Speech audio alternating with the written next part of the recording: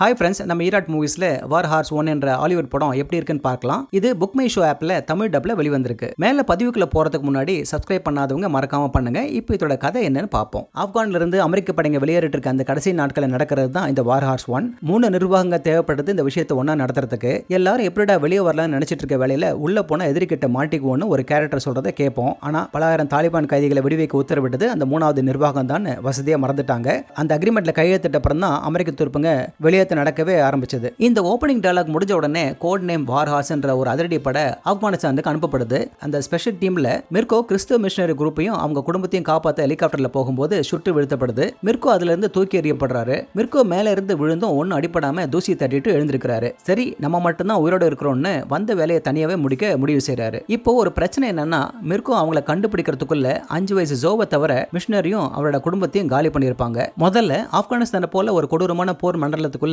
மனைவியும் சின்ன குழந்தைங்களும் கூடவே இருக்க வைப்பானான்னு ஆச்சரியமா இருந்தது. அமெரிக்க ராணுவத்துக்கு ரகசியமா ஹெல்ப் பண்றது ஒரு பக்கம் இருந்தாலும் ஒரு அமெரிக்க மிஷனரியா இருக்கிறதுனால ஏற்படுற ஆபத்துங்க நிச்சயமா தெரிஞ்சிருக்கணும். அவரும் அவர் மனைவியும் ரிஸ்க் எடுக்க விரும்பினா நல்லது. ஆனா அவங்களோட குழந்தைங்களே இருக்க வச்சது வடிகட்டின முட்டாள்தனமா இருக்கும். கடவுள் மிர்கோவை காப்பாத்துறதுல பிஸியா இருந்ததுனால அந்த மிஷனரி குடும்பத்தை காப்பாற்ற முடியாம போச்சோ. சரி, அப்படி காப்பாத்திருந்தா நமக்கு இந்த எக்ஸ்ட்ராக்ஷனோட பதிவை பார்க்க முடியாம போயிருக்கும். இது முழுக்க முழுக்க ஜானி ஸ்ட்ராங்கோட படம். அவரே மிர்கோவா நடிச்சிருக்கிறத தவிர இன்னொருத்தோட சேர்ந்து இந்த கதையை எழுதி இயக்கியும் இருக்காரு. இதோட மியூசிக்கும் போட்டிருக்காரு. அதனால வார் ஹார்ஸ் 1 பத்தி எந்த நல்லது கெட்டது இருந்தாலும் அதுக்கான படியை பெரும்பாலும் அவர் மேல போடலாம். துரதிர்ஷ்டவசமா பாசிட்டிவோட நிறைய நெகட்டிவ் தான் இருக்கு. முதல்ல 90 நிமிஷங்கள்ல முடிஞ்சிருக்க வேண்டிய இந்த வார் ஹார்ஸ் 1 2 மணி நேரம் ஓடுறதுக்கு எந்த காரணமும் இல்ல.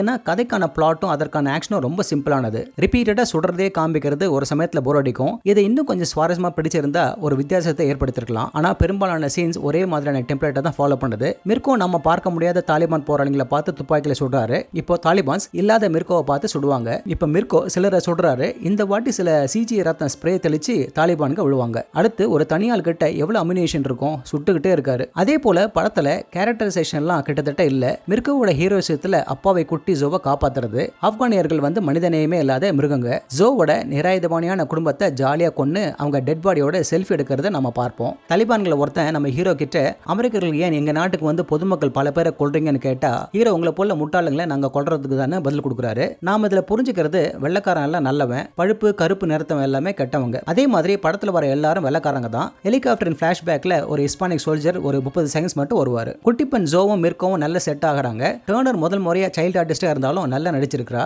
துரதிர்ஷ்டவசமா இவங்க 2 பேரும் பேசுற டயலாக்ஸ் பெரும்பாலும் பேக்ரவுண்ட் ஸ்கோர் முழுகடிச்சிருது. இதனால இருக்க கொஞ்சம் பாசிட்டிவும் காணாம போகுது. வார் ஹார்ஸ் 1 ஒரு குறிப்பிட்ட ஆடியன்ஸ் மனசுல வச்சு உருவாக்கப்பட்டிருக்கு. அவங்க இதை ரசிக்கலாம். ஓகே ஃப்ரெண்ட்ஸ், இதே போல இன்னொரு சுவாரஸ்யமான பட விமர்சனத்தோட சந்திக்கிறேன். இந்த விமர்சனம் உங்களுக்கு பிடிச்சிருந்துச்சுன்னா உடனடியாக லைக் பண்ணுங்க, ஷேர் பண்ணுங்க. நன்றி.